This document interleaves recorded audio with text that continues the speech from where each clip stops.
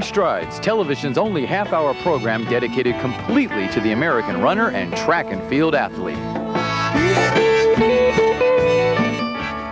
Hello runners, I'm Barry Miller and welcome to Making Strides.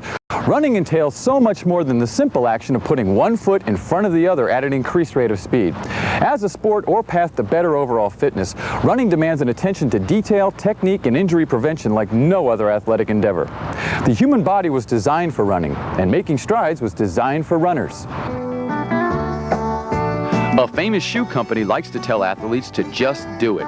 Making Strides takes that command a step further by showing athletes how to do it, with in-depth instructional segments featuring some of the world's greatest runners and their coaches. Hill training. Some coaches swear by it, most runners swear at it, but it's all in the way that you use it, and speed hill training, when done properly, can do wonders for your speed, strength, and form. Foot placement, stride length, body lean, and arm carriage are important factors to effective, injury-free hill training, as you'll learn today with the help of world-class marathoner Gretchen Lohr.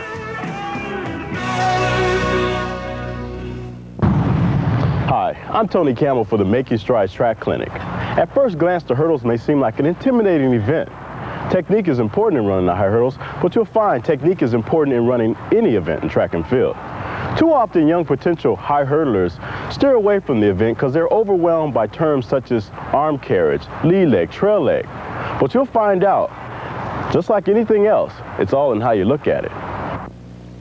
The hurdler is first and foremost a sprinter, and he or she must run the event as if they're running the 100-meter dash. The only thing that separates you from the pure sprinter is that 10 of your steps will have to be adjusted to clear these wood and steel barriers. The hurdler who makes those adjustments with the most efficiency usually wins. The 5-step drill is an exercise designed to slow the hurdler down so that he can concentrate on the various areas of flight. The object of the exercise is to unitize both arms and legs into a fluid and powerful action. This drill helps develop the whipping action of the lead leg attack. The drill also allows an athlete to take more hurdles in a given practice session.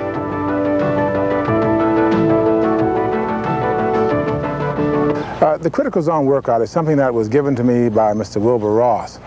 And what it does is break the track up into several critical speed zones. We run 320 zones at this particular point in time.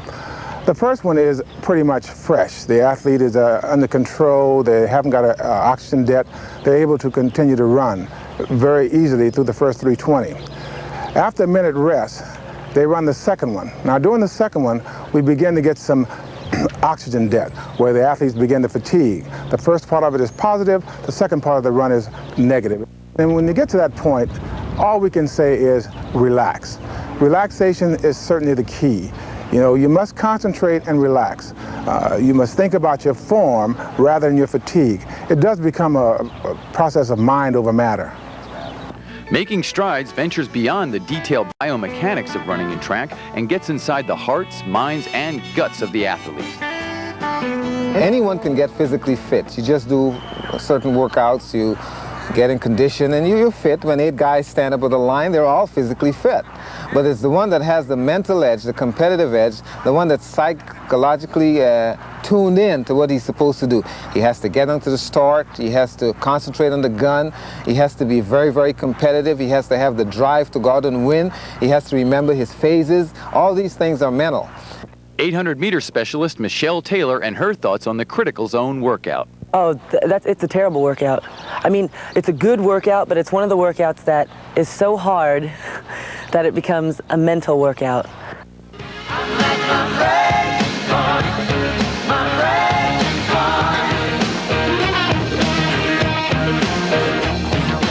As we approach the 21st century, it's become apparent that an athlete needs more than just a good pair of shoes, and Making Strides features many of the innovations that have revolutionized training methods.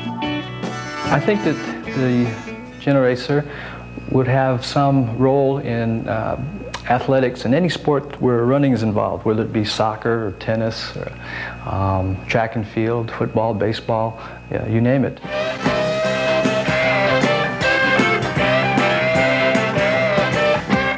You have 2 runners. You have one simulates going uphill, which is the front runner going out. The runner behind is the runner that simulates going downhill. So his speed is a lot faster. The toe trainer is stretched out to a distance of maybe 50 meters or less, depending on the abilities of the two athletes concerned.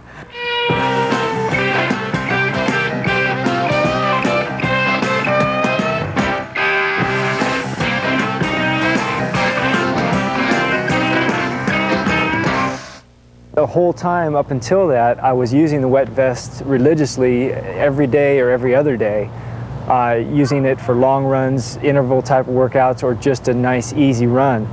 And after I was able to continue running normally, I continued using the wet vest 2 or 3 times a week after a hard workout, before a major race, just to kind of loosen up my legs instead of going out and pounding out a run.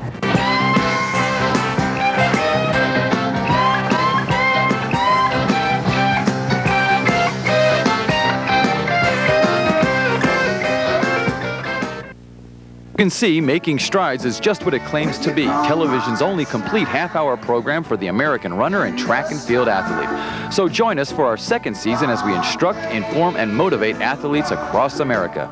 Until then, keep making strides.